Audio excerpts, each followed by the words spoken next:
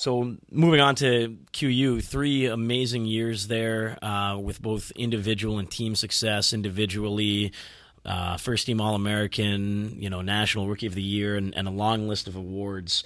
But leading up to that, just can you tell everyone a little bit about your path to get there, the steps that you took, and where you came from before arriving at QU?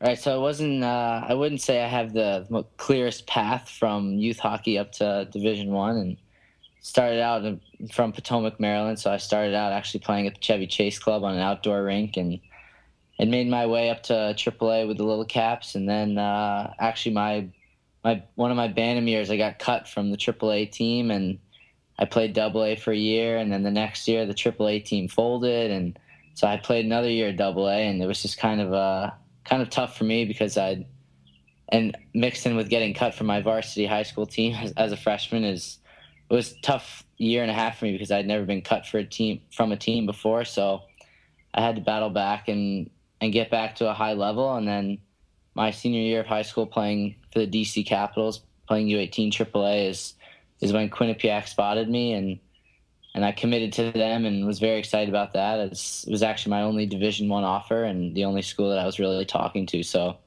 it was a great fit for me. And then I went and spent 2 years in Youngstown in the USHL and had an awesome time there and had a great experience with my billet family, the players, the coaching staff, and just the town as a whole. And then it came to Quinnipiac, and it's been an awesome ride, and I wouldn't trade any of those memories for anything here.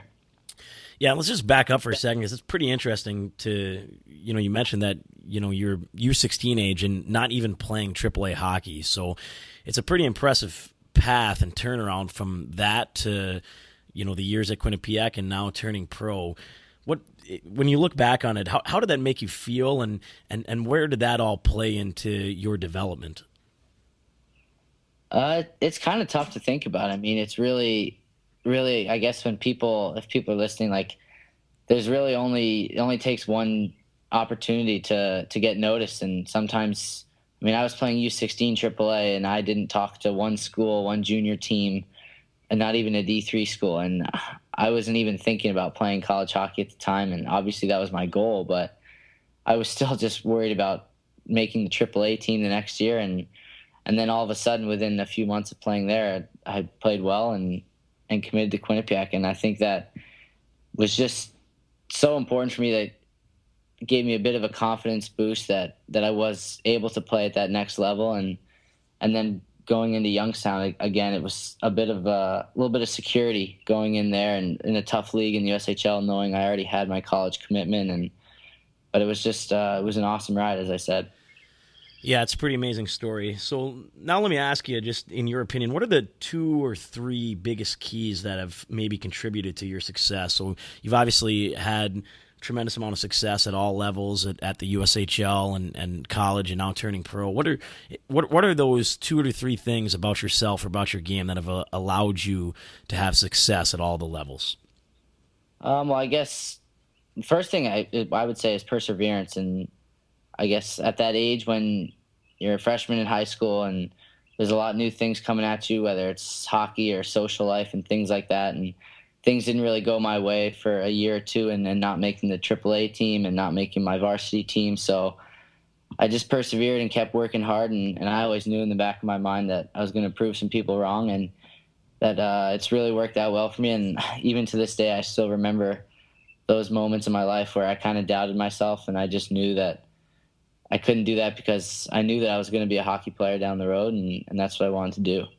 And then I guess another thing would be just off the ice and off-season work. It's so important because once you're in season, then the grind of the year really takes a toll on your body, and it's hard to get to improve that much in a season. And the off-season really is where you get a lot of that work done. And whether it's shooting pucks in the driveway or just skating and working out hard in the summer, it's really important for you.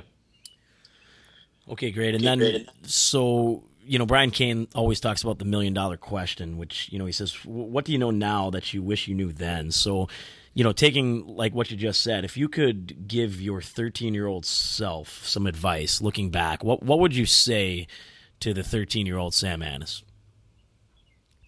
Uh, Tough question, but I think no, I don't want to stress. I mean, obviously, the mental aspect of the game is so important, but I think it's almost more important the mental aspect of training, and that's one thing that I've learned, whether it be in the summer with Jared Kurzner or working out up here at Quinnipiac with Coach Brajesh Patel and in the weight room. That's you can always do more, and so many times that your body's going to tell you no, but you just have to remind your mind is going to tell you yes, that you can do it. And when you push through and you do that one extra rep or you go that second quicker, that it feels good, and you get rewarded when you do things like that.